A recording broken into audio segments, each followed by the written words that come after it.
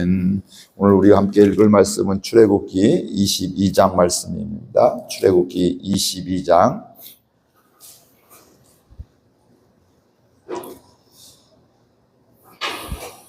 출애굽기 22장 교독하겠습니다. 사람이 소나 양을 도둑질하여 잡거나 팔면 그는 소 한 마리에 소 5마리로 갚고 양 한 마리에 양 4마리로 갚을지니라. 도둑이 뚫고 들어온 것을 보고 그를 쳐 죽이면 피 흘린 피가 없으나 해 돋은 후에는 피 흘린 죄가 있으리라. 도둑은 반드시 배상할 것이나 배상할 것이 없으면 그 몸을 팔아 그 도둑질한 것을 배상할 것이요, 도둑질한 것이 살아 그의 손에 있으면 소나 낙이나 양을 막론하고 갑절을 배상할지니라. 사람이 밭에서나 포도원에서 짐승을 먹이다가 자기의 짐승을 놓아 남의 밭에서 먹게 하면 자기 밭에 가장 좋은 것과 자기 포도원에 가장 좋은 것으로 배상할지니라. 불이 나서 가시나무에 댕겨 낫갈이나 거두지 못한 곡식이나 밭을 태우면 불러온 자가 반드시 배상할지니라. 사람이 돈이나 물품을 이웃에게 맡겨 지키게 하였다가 그 이웃집에서 도둑을 맞았는데 그 도둑이 잡히면 갑절을 배상할 것이요, 도둑이 잡히지 아니하면 그 집주인이 재판장 앞에 가서 자기가 그 이웃의 물품에 손댄 여부의 조사를 받을 것이며, 어떤 이른 물건 즉 소나 낙이나 양이나 의복이나 또는 다른 이른 물건에 대하여 어떤 사람의 이르기를 이것이 그것이라 하면 양편이 재판장 앞에 나아갈 것이요, 재판장이 죄 있다고 하는 자가 그 상대편에게 갑절을 배상할지니라. 사람이 낙이나 소나 양이나 다른 짐승을 이웃에게 맡겨 지키게 하였다가 죽거나 상하거나 끌려가도 본 사람이 없으면 두 사람 사이에 맡은 자가 이웃의 것에 손을 대지 아니하였다고 여호와께 맹세할 것이요, 그 임자는 그대로 믿을 것이며 그 사람은 배상하지 아니하려니와, 만일 자기에게서 도둑 맞았으면 그 임자에게 배상할 것이며 만일 찢겼으면 그것을 가져다가 증언할 것이요, 그 찢긴 것에 대하여 배상하지 아니할지니라. 만일 이웃에게 빌려온 것이 그 임자가 함께 있지 아니할 때 상하거나 죽으면 반드시 배상하려니와, 그 임자가 그것과 함께 있었으면 배상하지 아니할지니라. 만일 새낸 것이면 새로 족하니라. 사람이 약혼하지 아니한 처녀를 깨워 동침하였으면 납배금을 주고 아내로 삼을 것이요, 만일 처녀의 아버지가 딸을 그에게 주기를 거절하면 그는 처녀에게 납배금으로 돈을 낼지니라. 너는 무당을 살려두지 말라. 짐승과 행음하는 자는 반드시 죽일지니라. 여호와 외에 다른 신에게 제사를 드린 자는 멸할지니라. 너는 이방 나그네를 납치하지 말며 그들을 학대하지 말라. 너희도 애굽 땅에서 나그네였음이라. 너는 과부나 고아를 해롭게 하지 말라. 내가 만일 그들을 해롭게 함으로 그들이 내게 부르짖으면 내가 반드시 그 부르짖음을 들으리라. 나의 누가 맹렬함으로 내가 칼로 너희를 죽이리니 너희의 아내는 과부가 되고 너희의 자녀는 고아가 되리라. 내가 만일 너와 함께한 내 백성 중에서 가난한 자에게 돈을 구워주면 너는 그에게 채권자같이 하지 말며 이자를 받지 말 것이며, 내 이웃의 옷을 전당 잡거든 해가 지기 전에 그에게 돌려보내라. 그것이 유일한 옷이라. 그것이 그의 알몸을 가릴 옷인즉 그가 무엇을 입고 자겠느냐. 그가 내게 부르짖으면 내가 들으리니 나는 자비로운 자임이니라. 너는 재판장을 모독하지 말며 백성의 지도자를 저주하지 말지니라. 너는 내가 주소한 것과 내가 짜낸 즙을 바치기를 더디하지 말지며 내 처음 난 아들들을 내게 줄지며 내 소와 양도 그와 같이 하되 이래 동안 어미와 함께 있게 하다가 여드레 만에 내게 줄지니라. 함께 읽습니다. 너희는 내게 거룩한 사람이 될지니 들에서 짐승에게 찢긴 동물의 고기를 먹지 말고 그것을 개에게 던질지니라. 아멘. 오늘은 말씀은 사람들이 살아가면서 배상, 뭔가 잘못했을 때 배상하는 것에 대한 하나님의 말씀이 있는 것인데요. 왜 하나님께서 이렇게 말씀하셨을까요? 사람들이 잘못하고도 도둑질하고도 남의 것을 훔치고도 빼앗고도 배상을 하지 않는 이런 모습들이 있기 때문에, 그리고 근본적으로 보게 되면 소를 이렇게 훔쳐서 도둑질해서 그걸 팔아먹거나 잡아먹거나 이렇게 하게 되면 5배를 갖게 되고, 양을 또 도둑질해서 훔쳐서 그걸 팔아먹거나 또 이렇게 또 잡아먹으면 그건 4배로 갚게 되고, 또 그것을 또 훔쳤지만 그걸 그대로 갖고 있으면 발각되면 그건 2배로 갚아라, 이렇게 이런 말씀들이 앞부분에 이렇게 나오게 됩니다. 사실은 이런 이야기를 하는 것은 도둑질을 하지 말아라, 이런 이야기들이죠. 우리가 사소한 물건 하나도 잃어버리면 얼마나 기분이 나쁘고 마음이 속상하잖아요. 그런데 소라는 것은 굉장히 재산과 같은 것들인데, 오늘날도 가치가 있잖아요. 가치가 있고, 또 예전에 농사도 질 수가 이것저것 또 이렇게 우리가 또 양은 젖을 구하기도 얻기도 하고 여러 가지 얻을 수 있는 것들인데, 그런 것들을 잃어버렸다는 것은 우리가 굉장히 마음 상한 이런 경우들이 있습니다. 아마 여러분들도 도둑 맞은 경우들이 있을 거예요. 저도 시골에서 목회할 때 어제 잠깐 1시간인가 저쪽 읍내에다 갔다 왔더니 누가 다 온 방을 다 뒤져가서 자질구레한 것까지 다 들어가는, 얼마나 기분이 나쁜지. 문을 다 부수고서, 뒷문 보이지 않는 뒷문을 다 부수고서 그걸 가져갔는데 마음이 굉장히 속상하고, 한동안 또 불안하게도, 또 어떤 마음이 있냐면, 이 사람이 우리가 나가는 거 다 보고 이렇게 외출하는 거 다 보고서 다 상황 파악하고서 다 여유 있게 돌아봤구나, 이런 생각까지 들면서 섬찟하기도 하고 그랬던 경험이 있습니다. 크던 작던 이런저런 또 이렇게 남이 훔쳐가기도 하고 빼앗아가기도 하고, 어떤 경우는 그런 경우도 있죠. 내 걸 훔쳐갔는데 보니까 내 신발을 신고 다녀. 그러면 이게 참 어렵습니다. 그런 경우도 있기도 하고, 다양한 경험들이 있는데 사람들이 악해서 그래요. 그런데 하나님께서는 그거 하지 말아라, 이런 말씀이기도 하고, 또 사람이 악해서 그런 일을 했다 할지라도 걸리면 어떻게 돼? 그걸 갚아라, 이런 것들을 배상을 해라, 이런 말씀을 하고 있습니다. 이 말씀은 오늘 시대에 더욱더, 이 당시에도 그렇지만 오늘 이 시대에도 굉장히 요청되는 말씀입니다. 요즘에는 이렇게 남의 것을 훔치는 경우, 예전 같지는 않죠. 우리나라는 그래도 덜 훔치는잖아요. 그럼에도 불구하고 여전히 그런 것들이 있게 되고, 또 우리 가운데 만연해 있는 것들은 남의 것은 훔치지 않고 공적인 것들은 너무나 쉽게 파괴하고 또 이렇게 훔치는, 또 이거 함부로 하는 이런 경향들도 많이 있습니다.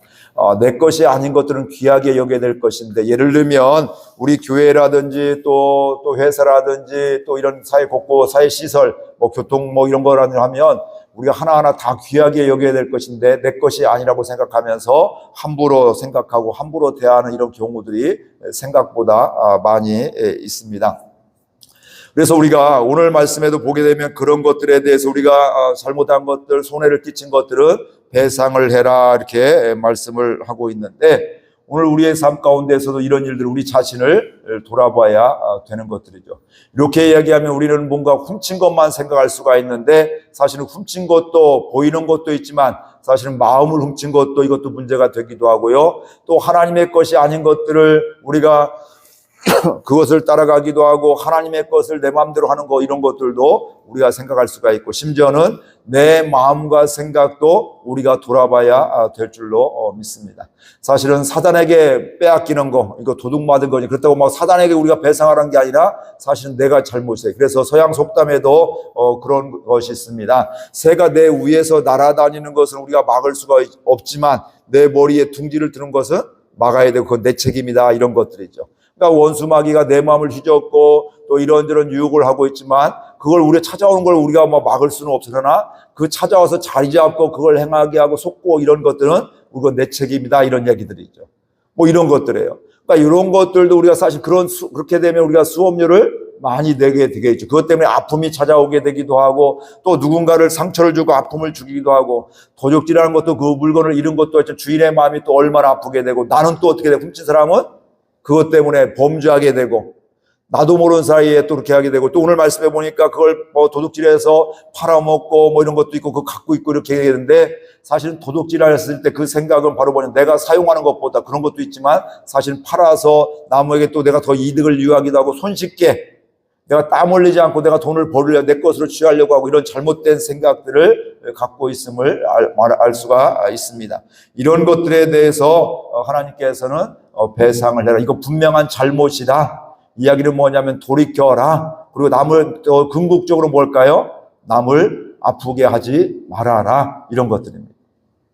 갚으면 되지. 뭐 하다가 안 걸리면 좋고 또 걸리면 갚으면 되지. 이런 마음이 아니라 처음부터 남을 마음을 아프게 하지 말아라. 이런 것들임을 이야기하고 있습니다. 그리고 또 우리가 잘 아는 것 같이 처음 한 번이 힘들지 한 번 하게 되면 그 다음부터 쉬워져요. 우리 영적인 것도 마찬가지입니다. 이렇게 도둑질뿐만 아니라 거짓말하는 것도 처음이 힘들고 떨리고 두렵고 떨리고 이렇게 하지 그 다음부터 한 번이 하면 두 번이 쉬워지고 세 번, 네 번은 더 쉬워지고 나머지는 아무렇지도 않게 남이 거짓말한 걸 알게 되어도 아무 문제가 되지 않는 이런 것들이 무감각해지는 것이 되게 되는 거죠. 그래서 바늘도둑이 소도둑이 된다 이런 생각을 갖게 됩니다. 저도 목회를 하게 되면서 마음에 뭐 가끔 이런저런 유혹이 올 때가 있어요. 그러면 그 마음을 이렇게 할 거 하면 어느 순간 그런 마음이 드는 거야. 야, 한 번이 힘들지 두 번, 세 번 더 가면 그게 습관이 돼서 너무나 쉽게 남들을 이용하는 거 처음이 힘들어야지 그게 한 번이 그렇지 다음 주에 뭐 두 번, 세 번 하다 보면 나중에 더 쉽게 이용하기도 하고 남들 또 이렇게 또 함부로 대하기도 하고 남을 존중하지 않는 것도 처음에 어렵지 그 다음부터 한 번 하고 나면 계속해서 쉽게 남들을 무시하고 업신여기는 이런 것들을 하는 것을 보게 됩니다. 그래서 순간 한 번이 너무 중요해요. 그러니까 한 번을 안는 게 중요한데 사람이 그런 완벽한 사람이 어디 있겠어요? 부족할 때 그때 처음에 바로 깨달으면 바로바로 깨닫는 게 은혜임을 알 수가 있습니다. 왜냐하면 한번 되네? 괜찮네? 이러다가 그냥 계속해서 그 죄를 그 잘못을 마음을 아프게 하는 것들 남을 이용하는 것들을 너무나 쉽게 할 수가 있다는 거예요. 그러나 내가 한 번에 처음부터 빨리 깨닫는 게 은혜임을 알 수가 있습니다. 내가 남을 속였네? 내 마음을 지금 빼앗겼네? 사단에게 빼앗겼네? 하나님이 싫어하신 것을 했네? 내가 이제 다시는 않겠습니다. 그러면서 회개의 길을 가게 되고 그걸 다시금 붙잡지 않는 것이 믿음의 삶임을 알 수가 있습니다. 간혹가다 그런 경우도 있잖아요. 안 걸려서 감사하다. 이런 얘기. 안 걸려서 하나님 감사합니다. 이런 얘기도 한단 말씀이죠. 근데 그게 영적으로는 무뎌지는 것들이에요. 잘못된 것을 잘못으로 알고 그 순간에 회개하고 돌이키는 것이 이게 믿음의 길인데 은혜의 길인데 그게 회복의 길인데 안 걸렸으니까 다음에도 이렇게 해도 되겠네. 남들보다는 내가 그래도 양반이니까 남들보다는 내가 덜 했으니까 이 정도는 괜찮지 이런 생각 갖다 보면 우리가 나도 모르는 사이에 그것을 점점 더 손쉽게 하게 되고요. 또 나쁜 것에 죄에 마음을 쉽게 빼앗기고 더 큰 문제는 그것이 당연하게 여기면서 회개하지 않는다는 거예요. 그래서 정말 바늘도둑이 소도둑이 된다는 거예요. 이게 우리의 마음도 그렇고요. 우리의 손도 그렇고 우리의 발도 그렇고 가지 말아야 될 것은 가지 않아야 되는데 가도 괜찮네? 재미있네? 이렇게 하다 보면 안 가야 될 것을 가는 가운데 어려움들이 생긴단 말씀이에요. 그 가운데 죄에 빠지게 된단 말씀이죠. 그 가운데 또 그러면서 회개하지 않는다는 것이죠.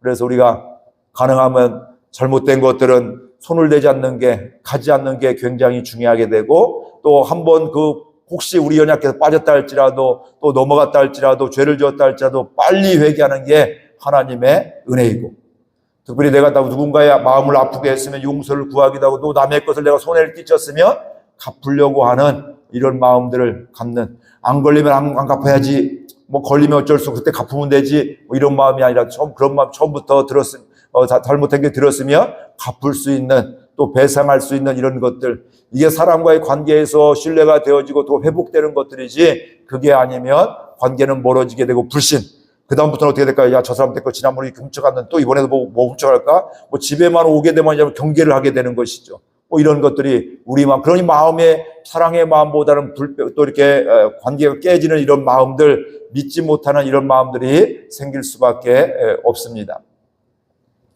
이 시대는 남의 것을 손대는 것을 또 내 마음 가운데 나쁜 것들을 생각하면서 아무렇지도 않게 생각하는 걸리지 아니하면 또 범칙금 내지 않으면 아무렇지 않게 생각하는 이런 경향들이 있게 되는데 잘못은 잘못이고 남의 것을 훔치는 것은 빼앗는 것은 마음을 더 아프게 하는 것들이기 때문에 하나님의 것인 우리들이 마귀에게 마음을 빼앗기면 사실은 안타까운 삶이죠.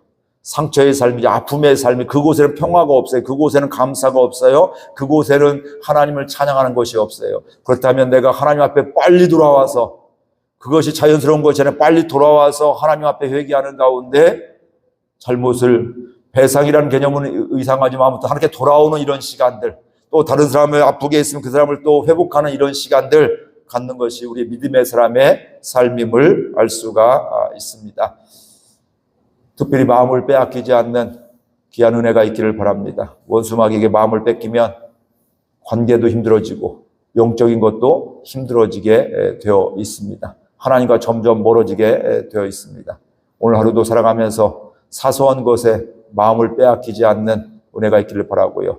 혹시 빼앗겼으면, 잘못했으면, 죄를 지었으면 빨리 깨닫고 돌아오는 거, 회개하는 거, 이게 큰 은혜임을 믿으면서 우리 연약해도 실수한다 할지라도 좌절하지 말고 그 순간 빨리 이때가 가장 빠른 때구나, 회개의 가장 좋은 때구나, 가장 빠른 때구나, 이걸 믿으면서 하나님께 나오면 하나님께서 우리를 100% 용서해 주시고 또 회복시켜 주시기 때문에 그 하나님 앞에 나오는 것이 은혜인데, 그 하나님께 날마다 쉽게 빨리빨리 돌아오는 은혜가 있기를 주의 이름으로 축복을 드립니다. 말씀 생각하면서 함께 기도하겠습니다.